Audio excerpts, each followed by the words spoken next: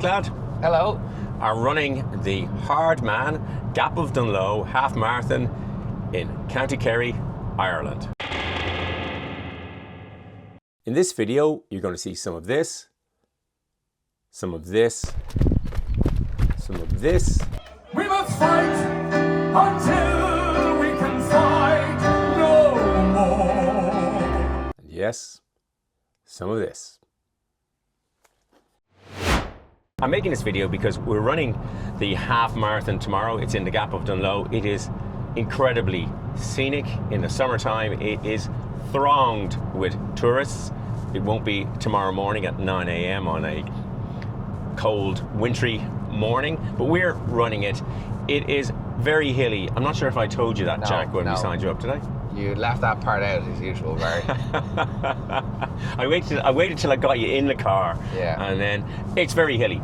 So I think it's 429 meters of climbing up and down during the race. And essentially it's really simple. It's a half marathon, 13 miles or 21k with some loose change. And half of it is out and the other half is back. And of that half, the first half is up and then down and then up and down. So effectively you're climbing for about 5 kilometers, 3 miles, then you're descending for 5 kilometers or 3 miles with a bit of loose change, turn around and repeat the same thing again. Could be windy. Some friends tell me it's windy. I have filmed the course separately. I'll show a separate drive through the Gap of Dunloe and parts of the Black Valley, and it is really scenic. I did that, but I'll do that separately. And in this video, I'll include probably some drone footage, some various footage, some pre-race footage, some me talking to Jack about what we think will happen. And as always, there are chapter markers down below, so you can skip on through to the bits you might be interested in. Let's get going. I was in Kerry the week before and I took this drone footage. This is taking off from Kate Kearney's cottage and flying towards the Gap of Dunloe. The race itself starts to the right hand side. There's a rocky outcrop with a car parked. You may be able to see it's about to go out of frame now.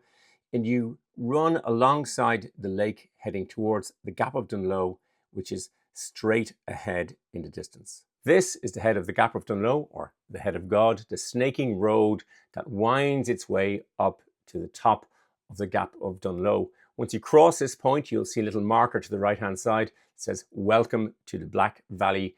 And then you go about another 5 kilometers, a little bit over 5 kilometers, down to Lord Brandon's cottage in pretty much one steady winding down.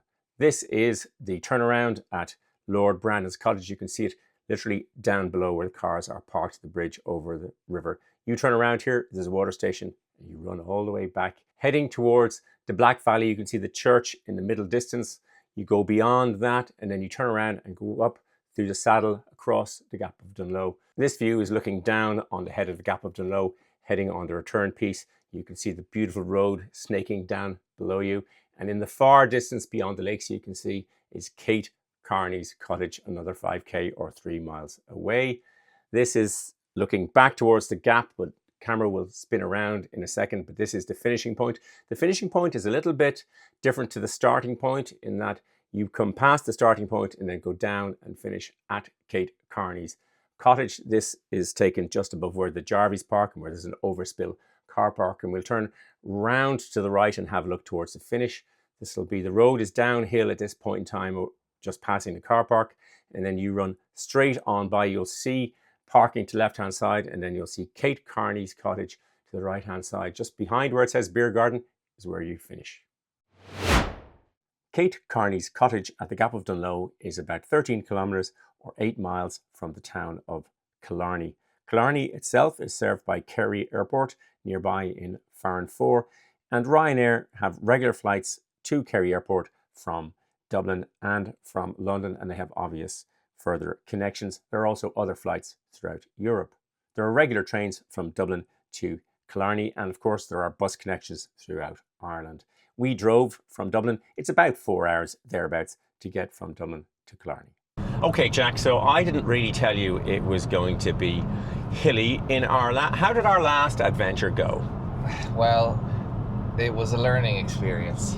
I told myself after the last one I'd be prepared this time, but it hasn't really gone to plan. And when I received the email calling this the Hardman Half Marathon. I did start to slightly worry, but Alan from Hardman Events, I think he's Alan Ryan. He has a variety of events in and around County Kerry and the west coast of Ireland. They may not all be in Kerry, and I think some are duathlons, and there may be some triathlons as well. And they're called Hardman, and this would be on the tougher end of half marathons in terms of the elevation. But it is very picturesque. But you said it earlier that it's an A to B race for us. Yeah, it's an A to B job. We're splitting into 4 quarters: 5k uphill. Yep. And then 5k downhill. Yep. So just focus on that first 5k. Yep. And then we can recover for the second 5k, and then 5k up again. Yes. And then for the last 5k, we're on the home stretch. So that's essentially it. That's the way I'm visualizing it. What shoes are you wearing? I'm wearing the Alpha Flies that you so kindly gifted me. Well, the funny thing about the Alpha Flies that you're so kindly wearing, are they on your feet? No. Vapor Flies they are. That's what I was going to say. You might be wearing Alpha Flies, but you put Vapor Flies in the boot. Yeah, exactly. Or the trunk if you're in America. Mixing those up. Yeah. Funny enough, I do exactly the same thing. I have another question. Yeah, go on. Which is around the markers, because the roads won't be closed or anything like that. The roads will be closed. They will be closed. Well, I think they'll be closed. I think it's closed road. Because I did one in London where there was ribbons tied around lampposts, and that's how you made your way across the city. Well, there are no lampposts where we're going, my friend. Electricity came to the Black Valley, which is part of the run, in the 1970s, I think, and phone coverage about then. Last week I could get no cell coverage on any of it. I'm not going to, because I filmed it with the camera before, I'm not going to be running with the DJI Action 5. I'll bring a little DJI Action 2, probably. I might leave my mobile phone behind. Save weight going up, anything going up the hills. Yeah, every little helps. Every little helps. But yeah, so that would be, I think it's a closed road. There are only on the route, when you get over the Gap of Dunloe and go down the other side, there might be, there's a little Black Valley, there's a church, and it'll be Sunday morning, and there could be people going to church, and there are a few houses. At that point in time, the road is it's okay. Two cars can pass a little bit. In the valley, it's on the way up to the Gap of Dunloe, the first half or first quarter of the first half. You can't, two cars can't pass at the same time. Pretty much, there's loads of pull-in spots, and it could be. I'd say bicycles will be the other thing that we have to keep an eye out for. I don't think there'll be Jarvies. Jarvies are people who have a horse and cart, and tourists go on them largely to the valley. So I don't really know. I know parking is limited when we get to. It starts at or near Kate Carney's cottage, which is a well-known tourist landmark. There's a car park there. I parked there last weekend, and there'll be some parking there, and then we will just run it. And my aim tomorrow, Jack, is to go really early. The race starts at. Wouldn't we like you, Barry? There's a 10k as well as the half marathon. The half marathon starts at 9:10. There is limited parking. I want to bring there's drones in the boot, so I want to bring the drones and do a little bit more drone flying and a bit of faffing around beforehand, take some pictures. We don't want to be rushing. No, we don't want to be rushing, and I'd like to get some more B-roll stuff and then try and make a decent video of it. And what about pace? I haven't got any, Jack. We'll join the club. I'm 5:30 pace, maybe. Something like that. Yeah, that'll be fine. Yeah, we'll something like that. Do we know how many people are doing it? I do. We don't. Yeah, there's 350 people in each race. Okay. Now what happens is it's sold out, and so Alan runs. There is, I mean, we're doing the half marathon. There's also, I think, in November, a full marathon and a half marathon. Really? Yeah. There's a full marathon and a half marathon. I mean, you just go up and down the valley.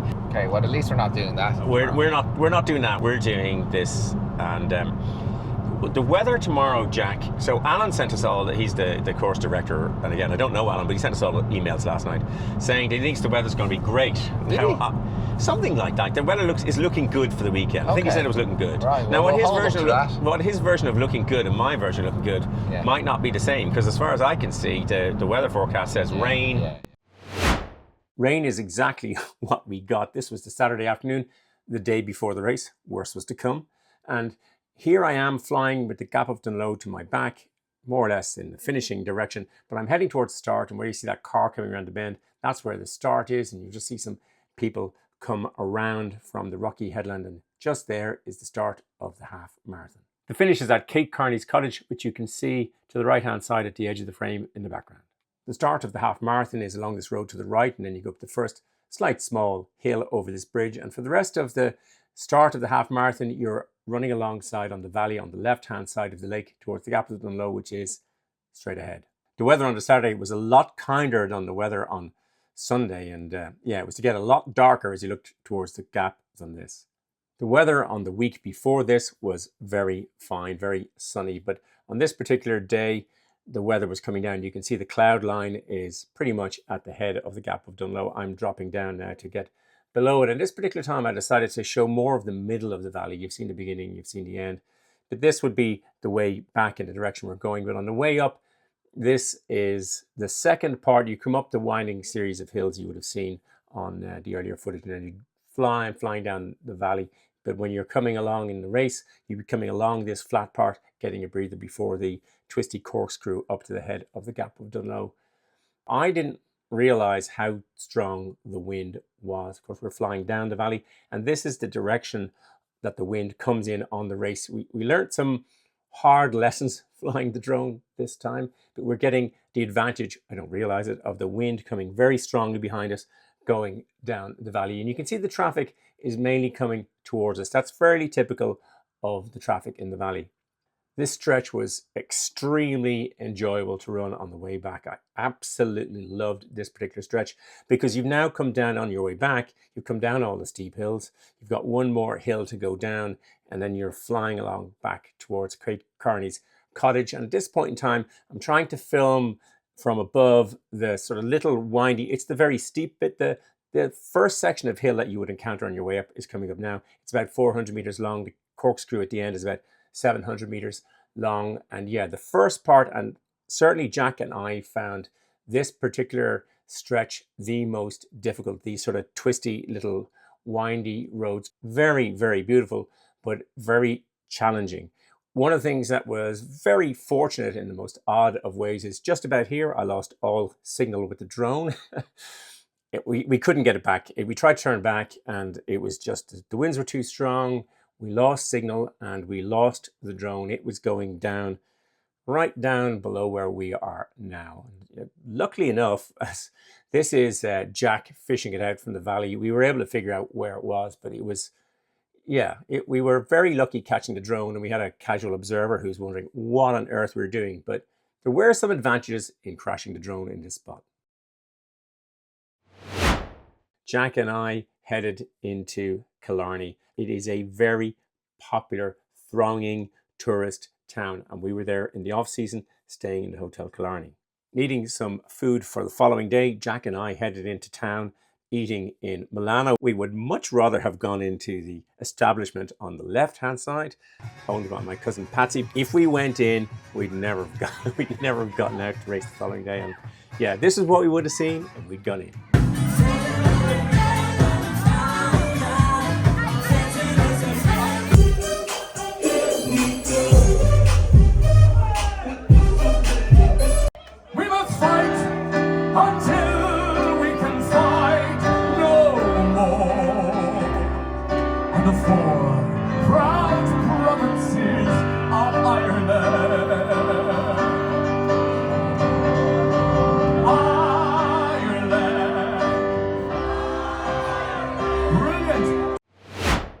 Well, Jack, what do you reckon? I'm filled with regret. Yeah, you'll be filled with water soon. It is very, very wet.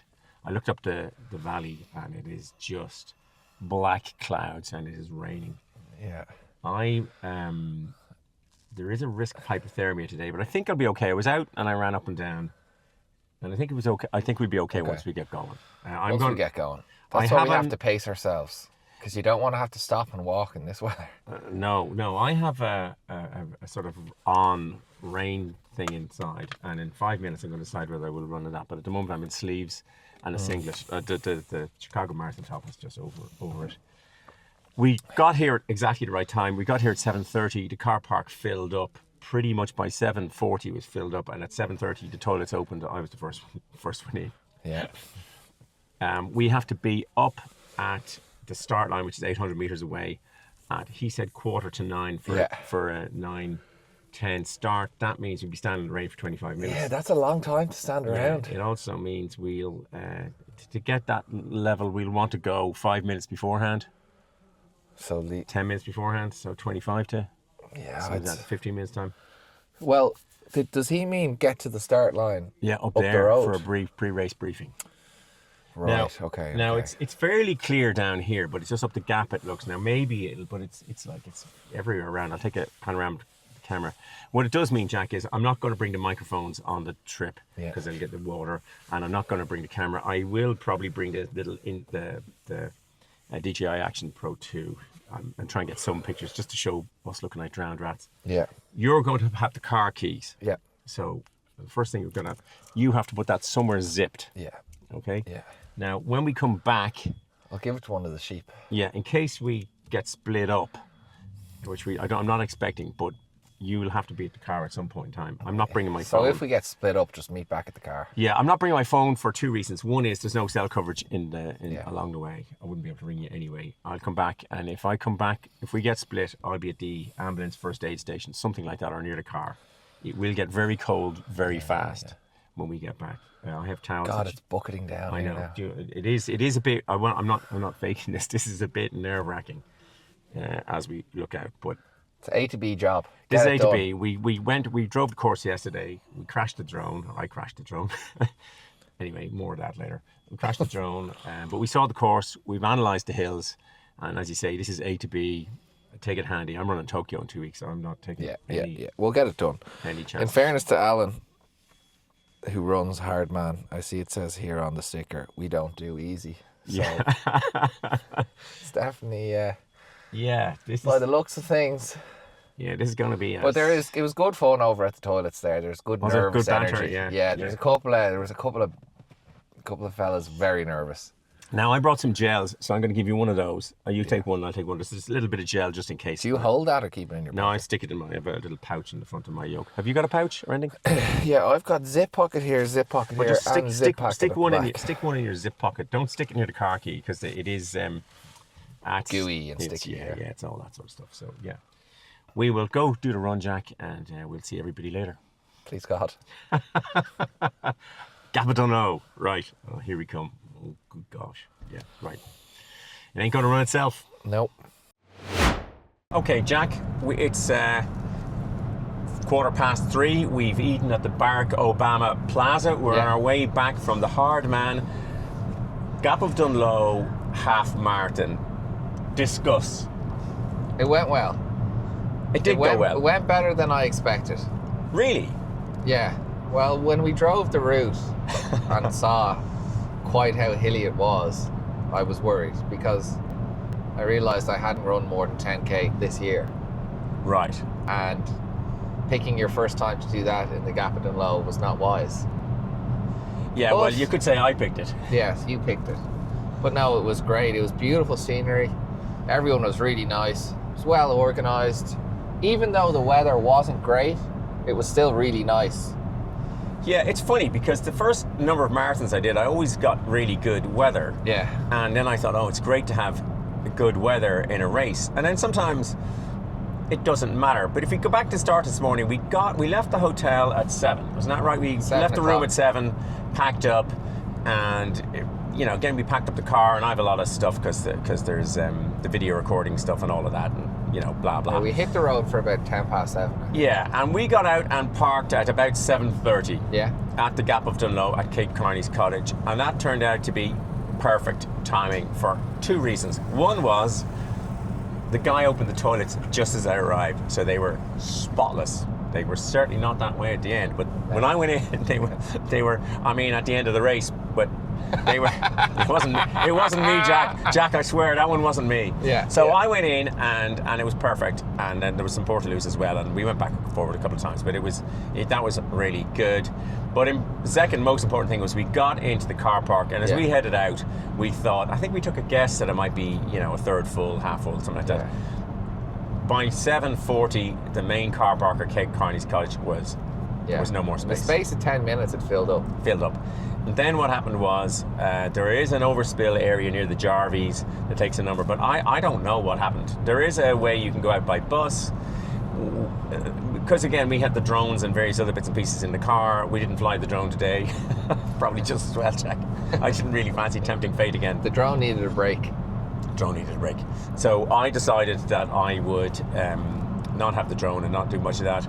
I left the iPhone in the car. There's no coverage anyway. I've recently got some sort of cellular on my watch, which I haven't even tested for Japan. And the little Insta 360, no, it wasn't an Insta 360, it was the DJI Action 2 that I brought. Yeah. And it was really good, and I just carried it in my hand. I was very lucky that, in terms of gels, what happened, Jack? What did you have for a gel? So, we didn't pack that many gels, but luckily Barry brought some. Yeah, you don't know what I gave you. Because he's well organised. Barry gave me some sort of menthol gel.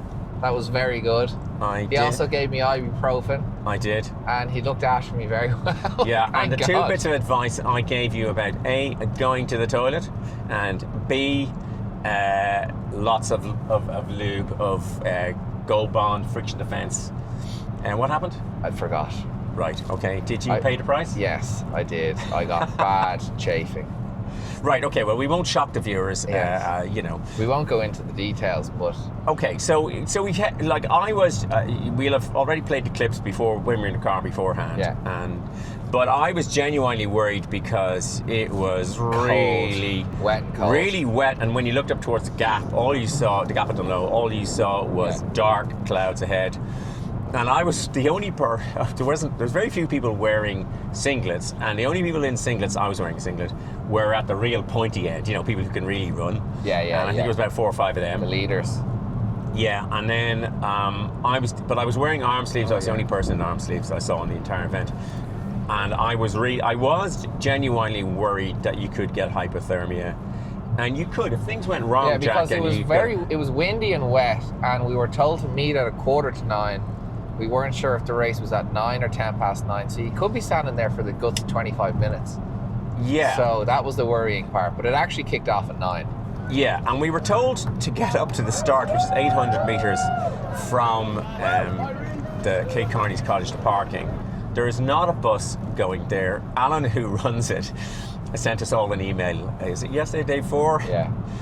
Pointing out in no uncertain terms that there would not be a bus. So I saw him on the way up and I asked him when the bus was. he said, don't even. Yeah, that's exactly what he said, don't even.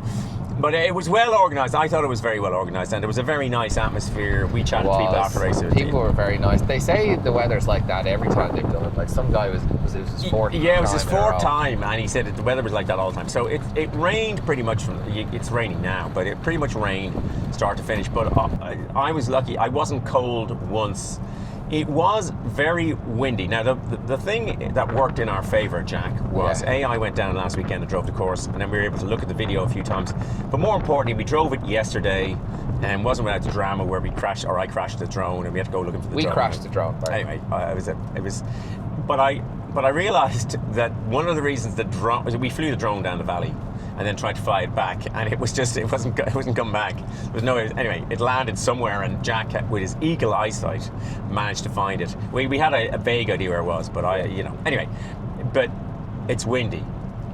And what happens is windy.com, the wind comes down from our point of view today, at least. It came from the Gap of Dunloe toward Cape Carney's College. Now the Gap of Dunloe is more or less halfway. It's not a totally equal split, but it's not far off. Yeah.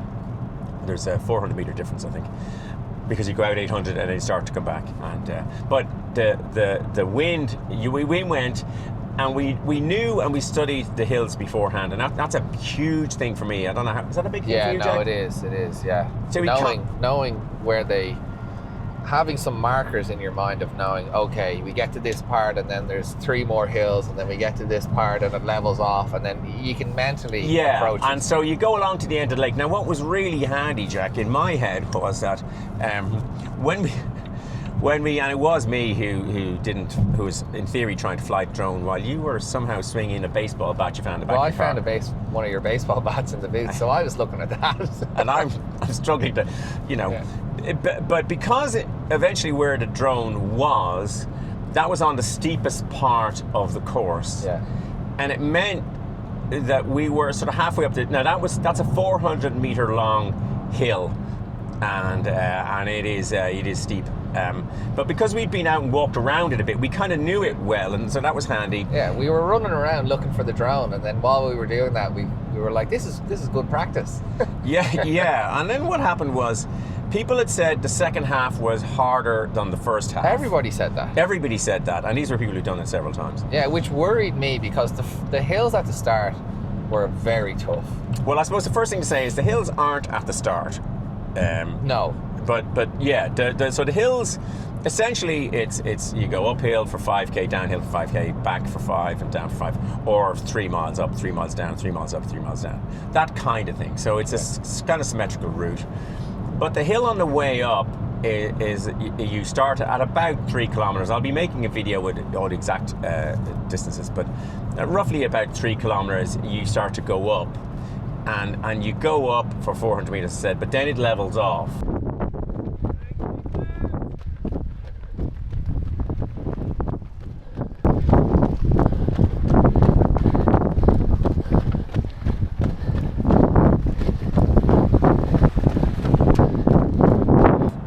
And then you go up again the corkscrew piece, Jack. Yeah.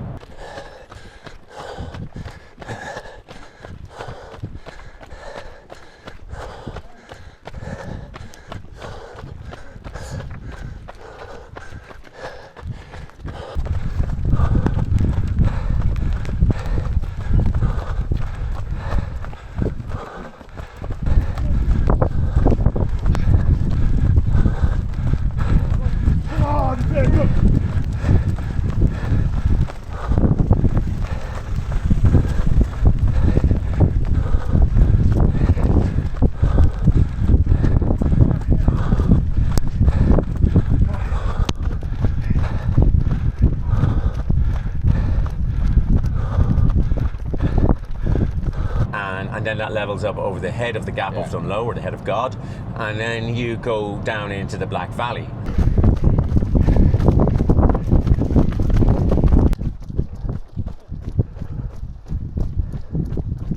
That was tough. What do you mean it was tough? It was gentle, Jack.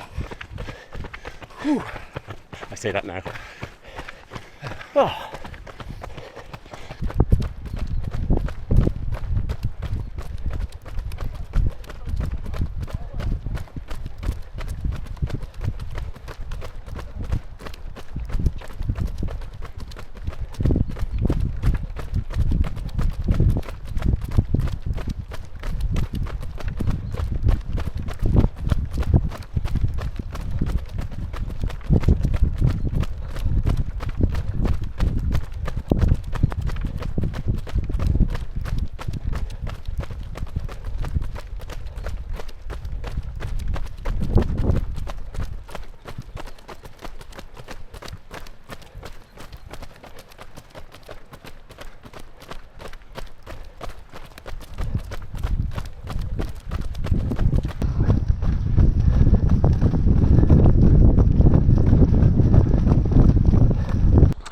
.30 kilometers.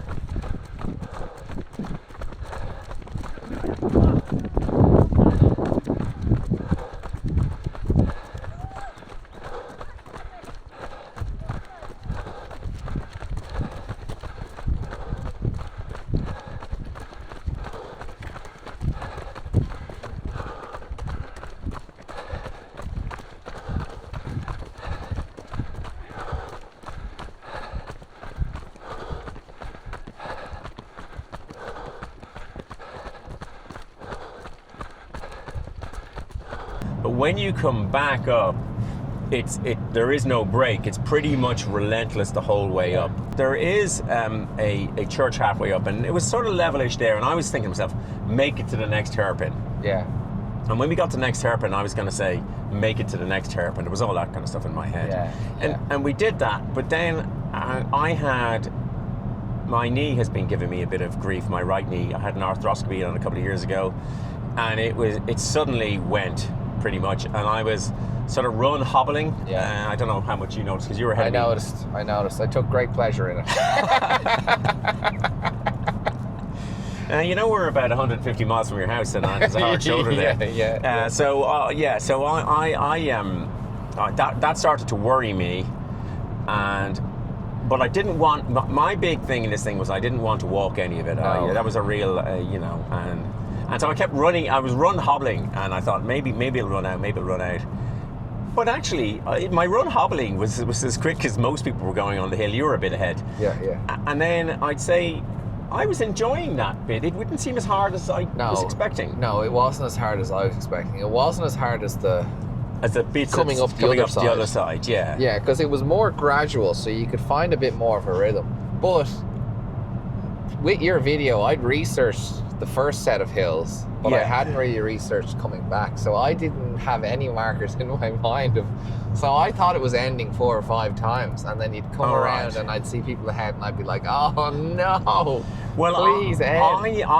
My heart rate monitor I planned to look at just to see, but my chest strap, it didn't connect and I was fine. So I was only looking at 2 data screens. One was the distance so far, and I wasn't bothered about that because I kind of knew 5, 5, 5, 5, 3, 3, 3, 3.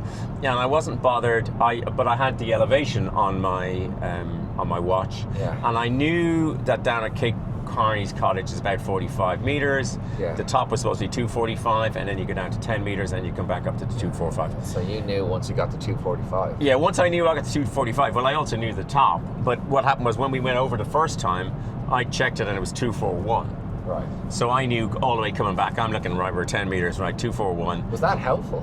It's incredibly helpful. It was like... I feel like if I'd have looked at it and saw 200, I would have been like, okay, it's double this. I'm going to start walking. No, I go and I see... No, sorry, it's giving me the elevation, not how far I've gone so far. So we did something like 440 meters overall of climbing. Yeah. But on the way back up, I knew the top point was 241 meters, and we started at 10. So when I got to 11, I thought, right, 240 to go. And then I'd say to myself, right, let's do 10, and then another 10, another 10. And right, then, okay. You know, that was kind of how I was doing it. And I was kind of going... Yeah. I think at one point, because you were now, at this stage, about 20 or 30 meters ahead of me, and you know, and then you came up towards the top of the gap. And I had the camera behind, and I was trying to shout at you to raise your arms in the air, Rocky-like. Yeah. And I refused. I couldn't figure it out. I was thinking, because it was a really nice, the light was coming up, and I thought, you know, this is his hero moment, but it just didn't, you know. No, I was at the top of the hill. I was not well. Not well. So we went down the other side then, and about, I'd say about maybe 300 or 400 meters from the top, my knee felt good again. Yeah. And I could just run. And then I was running. And then when I went over the top, it hurt again. And we'll come to the kit later, but then it hurt again for a little while. And it was really quick going down because it's steep. And you're having to... I had planned to run in a pair of North Face Vective 3s, but they didn't have my size. So I ended up running for a variety of reasons, in my Asics Metaspeed Sky Paris. And I pretty much was running in everything that I'm going to be running in Tokyo in a couple of weeks. Yeah. But we came down the hill. How was your grip on the way down? You were wearing Vaporfly 3s. I was wearing Vaporflies. I could feel my foot really squeezing against the front of the shoe as I was coming down. Yeah, I could, which wasn't a nice sensation. And what size is the shoe and what size is your foot usually? What size do you take? 10.5. Yeah, so, that's 10.5 UK. Yeah, okay. So, yeah, I didn't enjoy coming down. Thank you very much.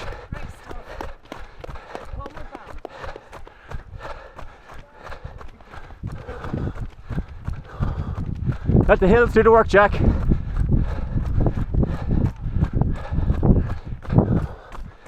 Well, some I of had no those problems steep coming bits. down, and what happens with my Metaspeed Sky Paris is, and the Edge is the same. They're a little. I've got a big fat foot, and it's.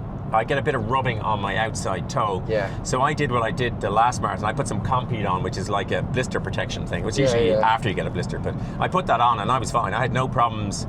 I didn't slip or anything like that. But as I was going down, I began to feel really good. Yeah. I thought we made it to the top. I thought we were going to see it out together. And then Barry just set off. Well, I thought that. And I thought, I'll let him have his moment. Well, I thought to myself, if I go down here now and this knee could go at any stage, that's what I was worried about. And I got into a rhythm that I was enjoying and I was just flowing along. You looked well. And I wanted to finish. I mean, I suppose I did. Want to finish strong? Well, it was a big thing for me, Jack, to try and get some confidence out of this run for the Tokyo Marathon. And that one of the things I wanted to do was run the entire distance without stopping. And I knew...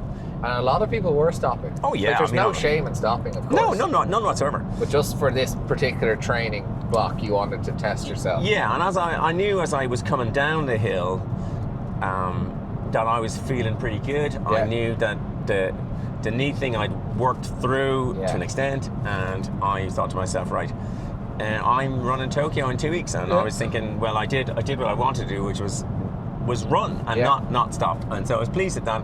And then I just got into exactly what you said, a kind of rhythm.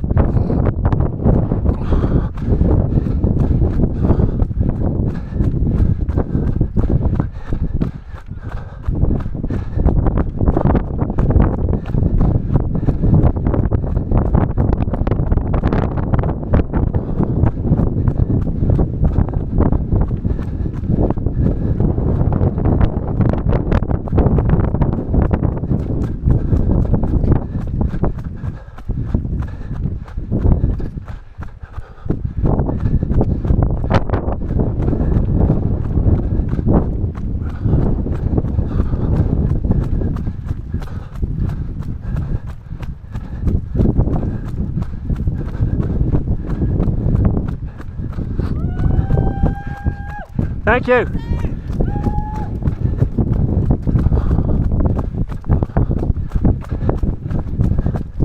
If it can be called an easy bit, this is it.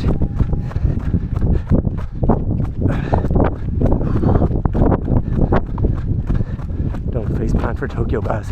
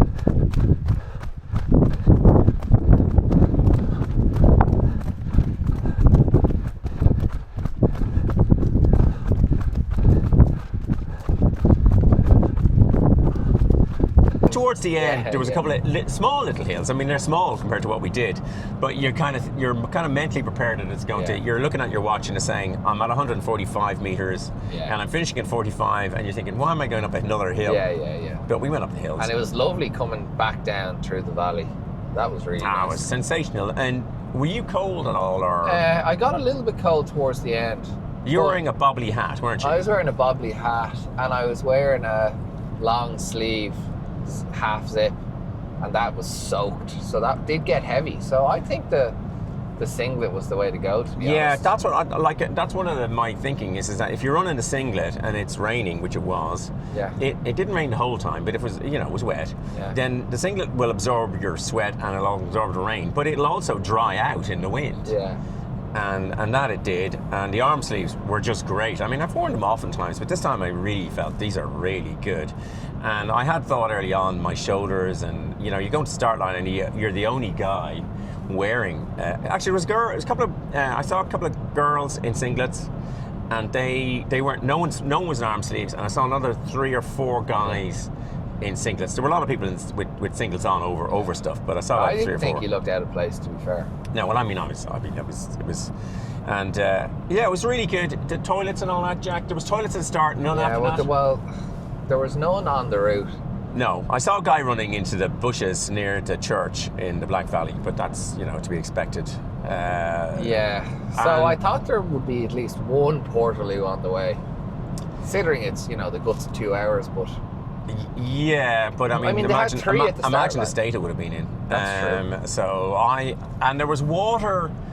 I took very little water on the way, though I felt actually kind of thirsty here and there. But on just before the last climb, before the Gap of Dunloe, there was a spot where the ambulance was, and they had a tray of cups. But I didn't fancy drinking water just before. I didn't want to lose any momentum at that stage. But you stopped there, did you?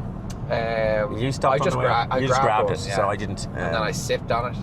My anti-littering policy. So anyway, I didn't. So I went up. The first one I got, I grabbed it, sipped on it, scrunched it up, carried it all the way down, up and down, and then put it in the bin. I've taught you well. Then the next one I took, I tried to do the same thing, but going up the hill. Even though you were there, I'm sorry, Barry, I have to put this down. Okay, well, you should be paying fine to the Kerry. Anyway, never mind. People were. I didn't.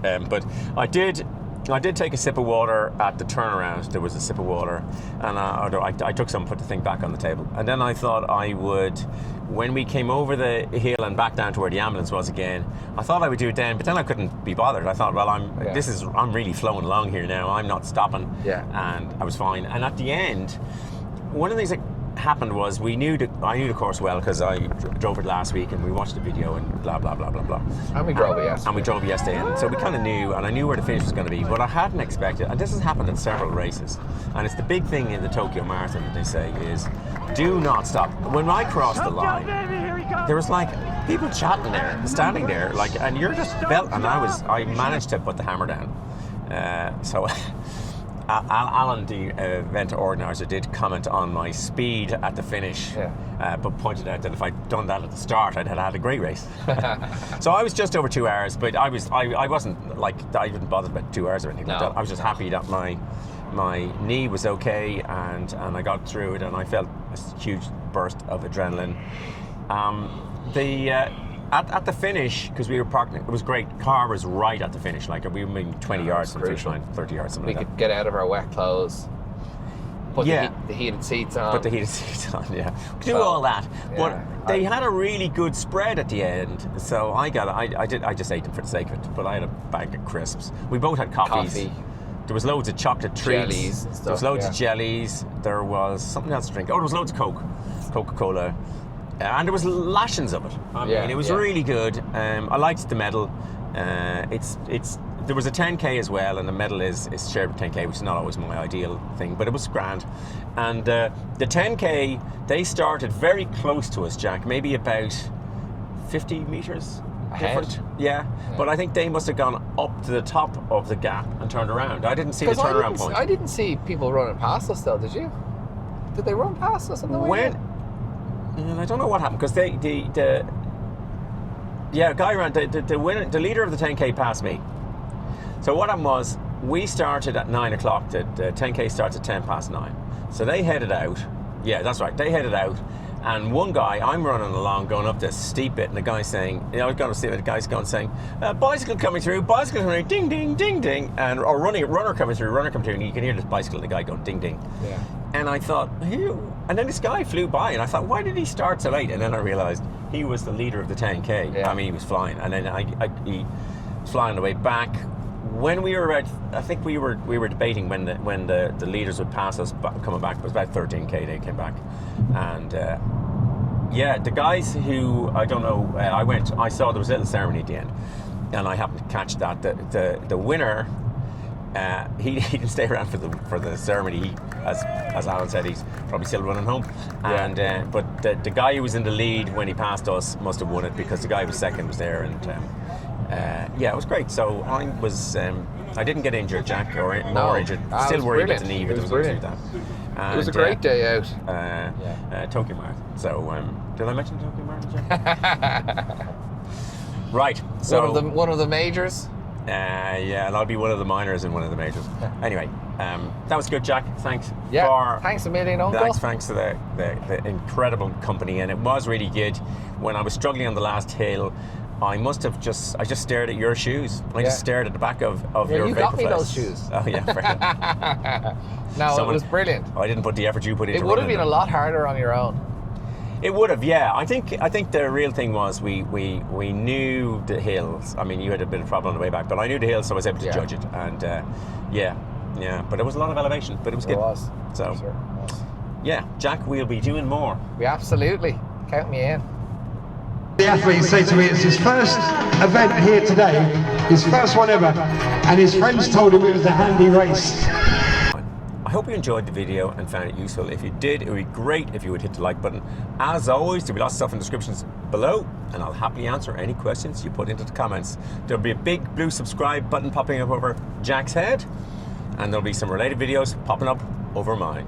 Thanks for watching. Until the next video, just keep running along.